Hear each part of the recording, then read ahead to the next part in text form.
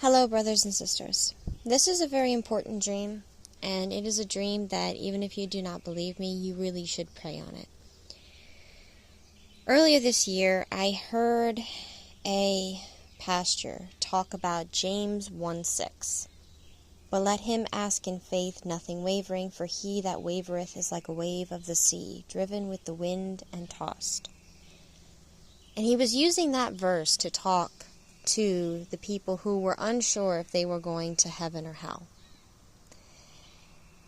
And this is especially true for new believers, those who have recently been saved, especially the ones who have been in the darker sides of the spirit world and have seen evil that most Christians have never even dreamt of. And this verse and what the pastor said bothered me.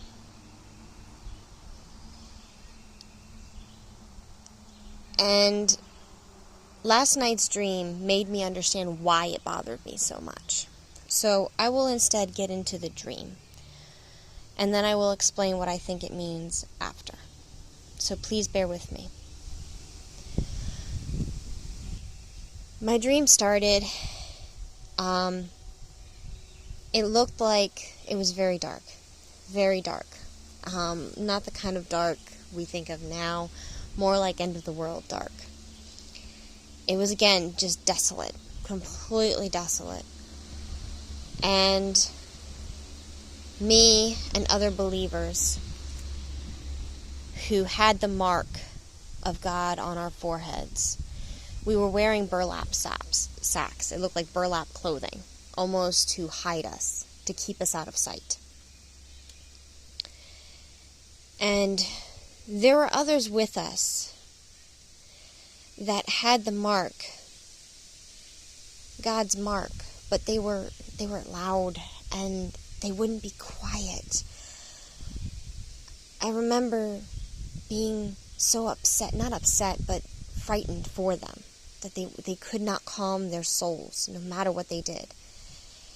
We ran into this building because we were being hunted. And those of us who truly believed, we got in our circle and we were praying. And there were 3 or 4 of them who just would not calm. They could not calm their souls. And I remember telling them, you need to calm down. And they argued with me. But they will find us. But you must have faith, is what I responded. You must have faith in God. But they will find us. But you must have faith in God. It was hard because I can't just input my understanding into them, and they would not calm their souls down. They could not calm themselves. And it was almost like they were going just completely nuts. I wouldn't say like a demon had a hold of them, but they were going mentally nuts. And I couldn't understand why they couldn't calm themselves down. And I remember thinking, but you are believers. You have the mark of God. But you're not believing in Him. I couldn't understand it. And as I was trying to calm them down, the people who were hunting us, they found the building. This was an abandoned building. It had been torn, and it looked like it had been bombed over and over again. So I can understand where a lot of their fear had actually come from, because this is not a very well-protected building. It was a bunch of big holes in it, in the sides. It looked horrible. And I guess from their point of view, there's no way you can hide. We were trying to tell them to have faith in God, and they weren't listening. And the people who were hunting found them. But they didn't find us. They found them.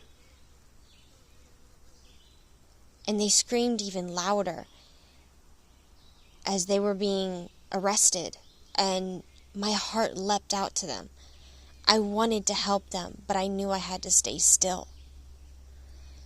I wanted to cry, but no tears came. I knew that if any of us moved, it would be the end. So we had faith, and it saved us. They were found out, and that is when I woke up. This dream is not of the tribulation period. God used this dark atmosphere to show me the importance of this dream. All of the people that we were arguing with, there were two separate groups. There was us, and then there were the ones who have been saved, had God's mark, but could not quiet themselves. They would not put their faith in God. God is showing me this dream to show that even now, those who have been saved are making the mistake of not praying to Him every day. They are making the mistake of not putting their full faith in Him. God has very broad shoulders. He is the Creator. He is our Father in heaven. He has very broad shoulders. He wants us to give Him our fears. He wants us to give Him our worries. He wants us to give Him our sadness. He wants us to burden Him. He wants to take those burdens away from us. To do that, we need to rely on God. We need to work on calming our spirit and allowing Him to work in our life.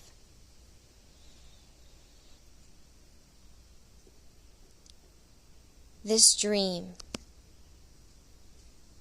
I have felt an extreme importance to share, because we do not have a lot of time left, and there are a lot of people who have been saved and have done wondrous work for God, but have faltered, either because of people in their lives that they have allowed, or because they no longer pray to God. They no longer talk to God as they should. God wants this message to be sent out to try to save as many of those people as possible. I am telling you now, and I am begging all of you, brothers and sisters, pray to God about this message. Do not fall for the devil's tricks. Just because you have been saved once, do not turn away from God. And you may not even think you are turning away from Him, but pray to Him every day. It doesn't matter if the people in your life think you're being obsessive. Your afterlife, the safety of your soul, is not obsessive. The safety of your soul is paramount. And I am begging you, all of you, brothers and sisters, pray on this message. Pray that you do not get caught. Talk to God. Invite Him in everything that you do in your life, whether you're going to the grocery store, whether you're going to work, whether you're taking care of children, no matter what you're doing, invite Him to come along with you, to guide you. Depend on Him. Give Him your burdens. I ask and beg all of you, brothers and sisters, to do this. Pray on what the Lord has sent me. And I pray for your souls. I hope I meet all of you after the rapture in heaven.